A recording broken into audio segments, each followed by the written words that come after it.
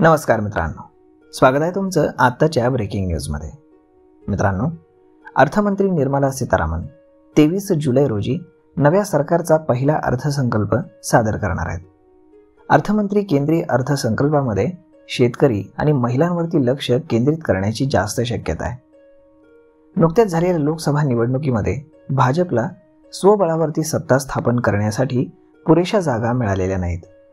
यावर्षी काही राज्यांमध्ये विधानसभा निवडणुका देखील होणार आहेत.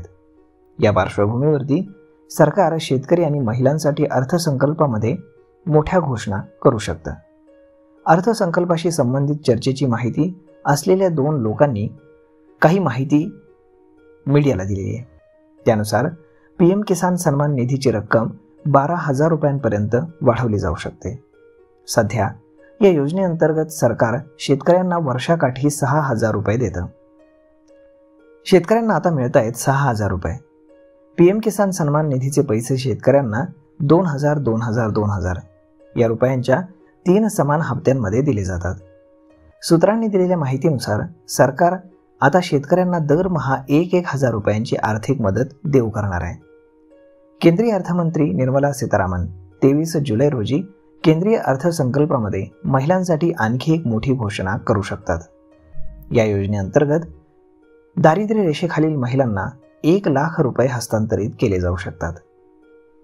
केंद्रातील नरेंद्र मोदी सरकारसाठी पंतप्रधान आवास योजना देखील अत्यंत यशस्वी ठरली आहे. या ग्रामीण गृहनिर्माण योजनेसाठी तरतूद वाढवण्याची शक्यता आहे. अर्थमंत्री केंद्रीय अर्थसंकल्पामध्ये याची घोषणा करू शकतात.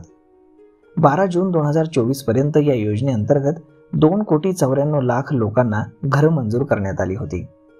आता 2,62,00,000 घरांचं बांधकाम पूर्ण झालंय. यावर्षी काही महत्त्वाच्या राज्यांमध्ये विधानसभा निवडणुका होणार आहेत.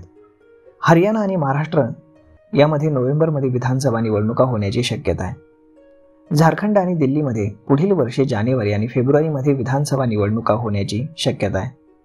त्यामुळे मतदारांना आकर्षित करण्याचा प्रयत्न महिलांसाठी मोठी योजना जाहीर करून त्यांचा विश्वास संपादन करता येईल अशी सरकारची अपेक्षा आहे.